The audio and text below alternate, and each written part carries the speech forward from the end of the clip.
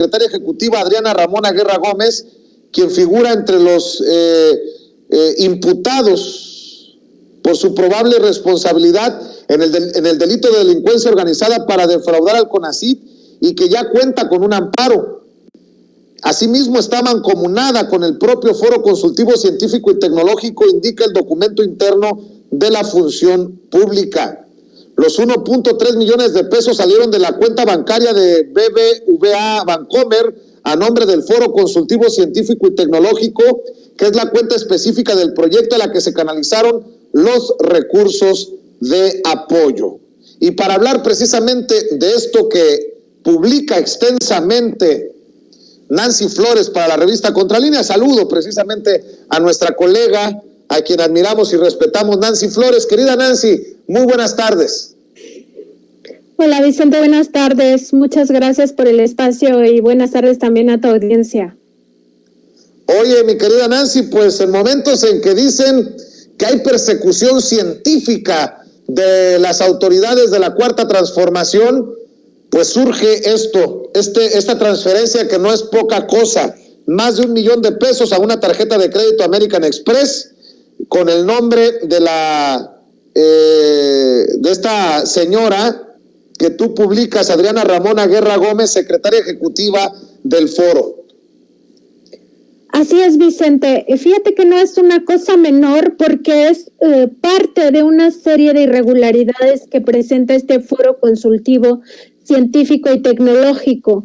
Esta asociación civil que crearon un grupo de académicos, de científicos, para prácticamente estafar. Es muy interesante toda la historia de este foro científico, foro consultivo, porque prácticamente modifican la ley para legalizar lo que es ilegal. Es decir, que año con año el Consejo Nacional de Ciencia y Tecnología le destinara recursos públicos, muchísimos millones. Tan solo en 2018, lo que se documenta en este trabajo que mencionas, Vicente, estamos hablando de al menos 50 millones de pesos solo ese año.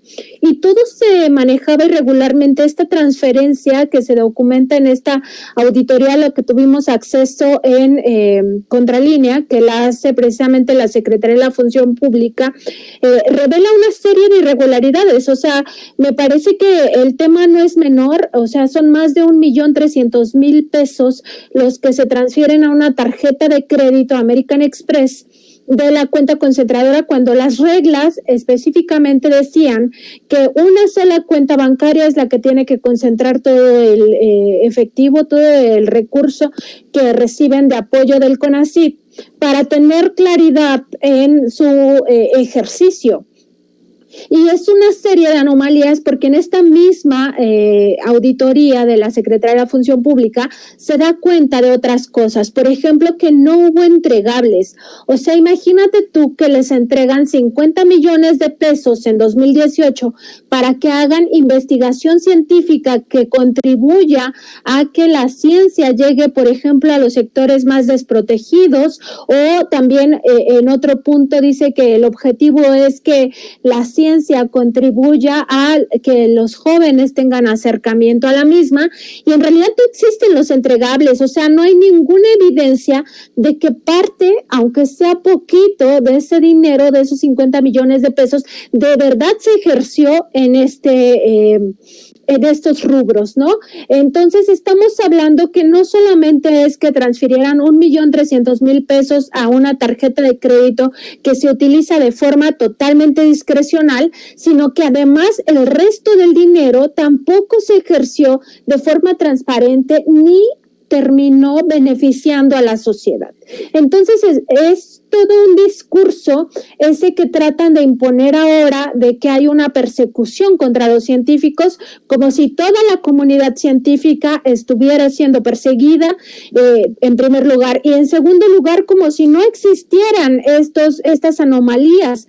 Pues claro que existen y están absolutamente evidenciadas en esta auditoría y en otros trabajos periodísticos que se han estado presentando en el contexto de todas estas investigaciones que lleva a cabo no solamente el CONACYT, sino también la Fiscalía General de la República. Entonces me parece que más allá de dejarnos envolver por todo este discurso de la propia rectoría de la UNAM, de facultades, etcétera, donde dicen que pues no debe de existir esta persecución política, pues hay que ver que en el fondo hay un tema de corrupción, Vicente, porque estos son recursos públicos, no son bienes patrimoniales de nadie, son recursos del pueblo, de la nación, que se supone que deberían de estar impulsando a la ciencia y a la tecnología, y que en realidad se le daban a estos personajes que integraron este foro consultivo, pues para que los derrocharan vilmente. O sea, en esta auditoría se da cuenta de cómo se destinaban a sueldos, se destinaban a viajes, se destinaban a cualquier cantidad de situaciones lujosas, pero en realidad no para hacer investigación científica, porque eso sí es muy claro, este reporte del órgano interno de control. No existen las evidencias de que hicieron un trabajo científico, y eso es muy grave. O sea, les dieron este dinero para que hicieran esa investigación y no la hicieron, Vicente. Así es, y bueno, creo que también queda claro que no se trata de científicos nada más porque sí, o sea, se trata de personajes que están en ciertos puestos de poder, por decirlo de alguna manera, Nancy, los investigados. Sí, o sea, es decir, primero tienen esta dualidad de que en algún momento fueron servidores públicos del CONACYT, que luego estuvieron en el foro consultivo, y que en realidad lo que hicieron fue amafiarse. O sea, esta parte de que muchos dicen, ¿cómo se les está acusando de delincuencia organizada si no son narcotraficantes? Bueno, es que para la delincuencia organizada lo único que, a lo que se refiere la delincuencia organizada es que dos o más personas se junten para cometer crímenes, para cometer ilícitos, y en este caso se juntan estos académicos, estos científicos, estos exfuncionarios del CONACYT, en algunos casos funcionarios en activo, para robarse el presupuesto. O sea, no hay otra manera de plantearlo, Vicente, porque al final del día lo que hacen es todo menos ser transparentes y todo menos hacer investigación científica. Entonces, existe esta mafia, digamos, de juntarse para robarse el presupuesto. O sea, claramente están desviando, y esto es un delito que se conoce como peculado en las leyes mexicanas, y es un delito de corrupción. Y yo estaba escuchando con mucha atención algunas opiniones que decían en medios de comunicación que no existe un delito previo, o sea, que el recurso no es ilícito porque sale del presupuesto. No, el tema no es que el recurso sea ilícito de origen. El tema es que tú lo conviertes en un delito cuando lo gastas en otra cosa para lo que no está etiquetada. Y no estaba etiquetada para darse la vida de reyes que se dieron estos integrantes del Foro Consultivo Científico y Tecnológico. No estaba etiquetada para que viajaran con todo lujo. No estaba etiquetado para pues eso, comprar un inmueble lujoso en el centro de Coyoacán. No estaba etiquetado para transferirlo a una tarjeta de crédito y que de ahí todas las compras se hicieran de manera opaca. Para eso no estaba etiquetado, y ahí está el ilícito de cómo se ejerció el recurso público.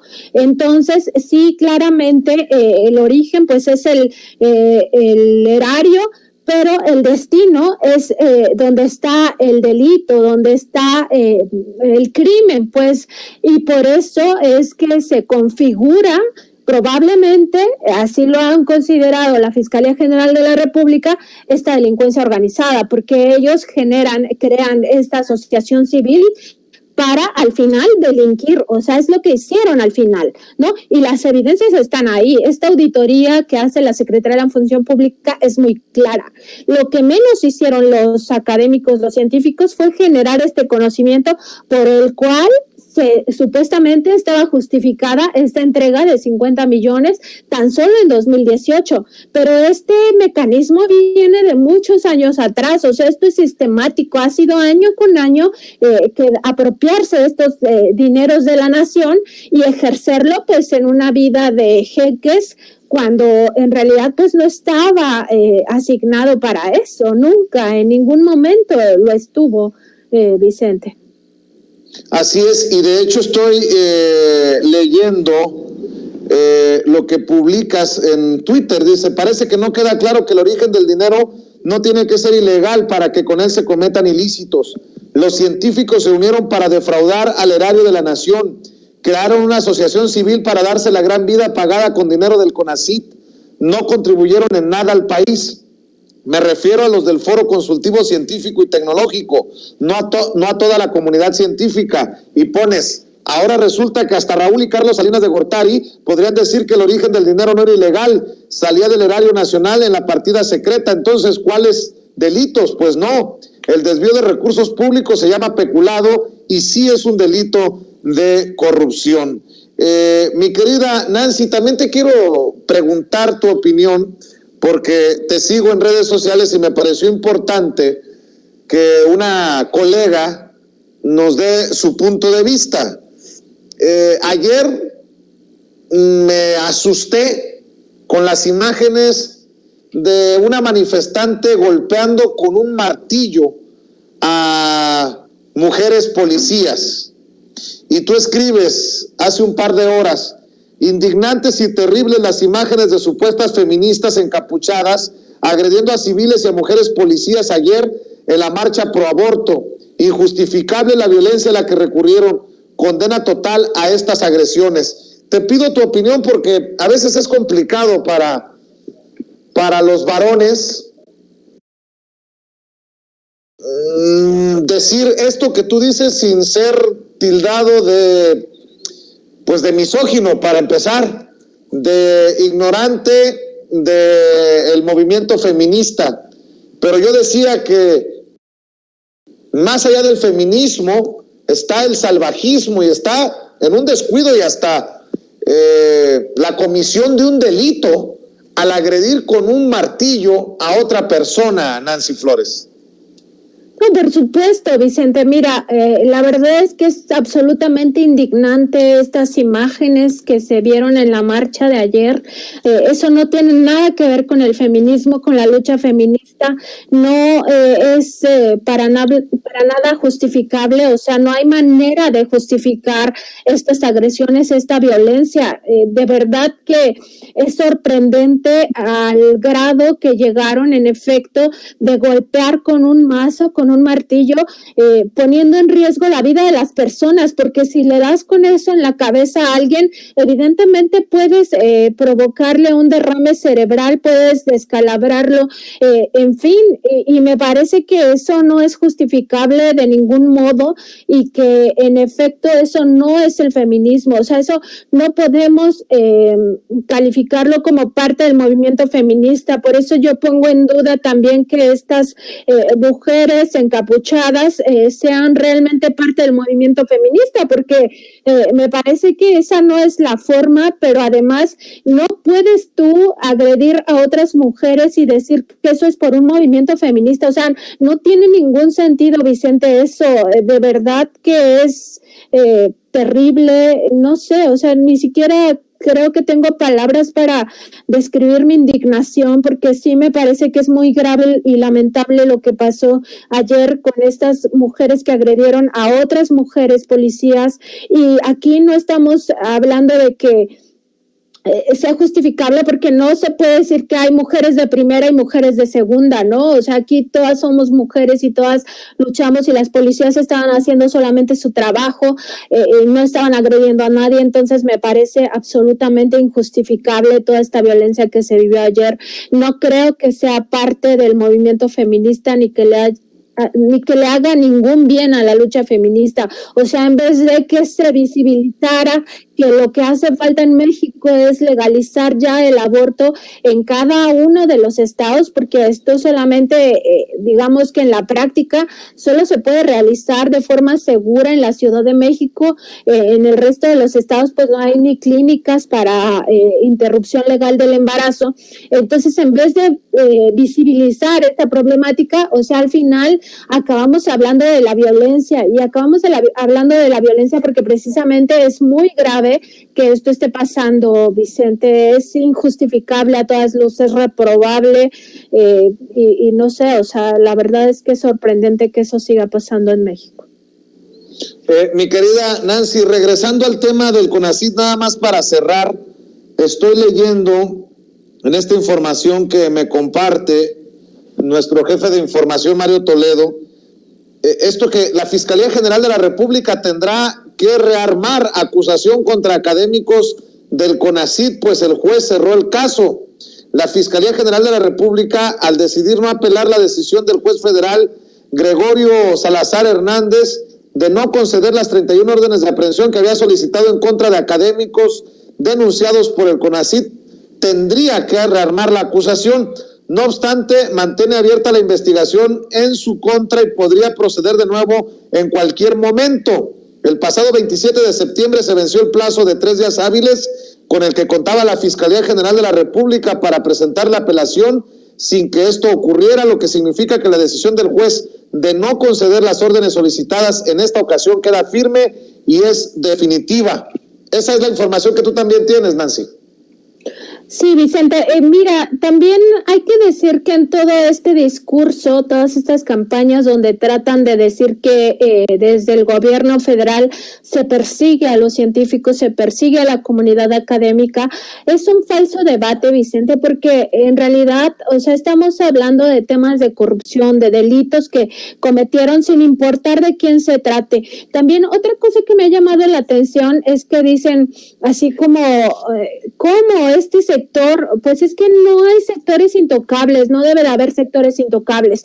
Y otra cosa que han también mencionado es pues que primero detengan o acusen a los narcotraficantes, que primero detengan o acusen a los grandes corruptos de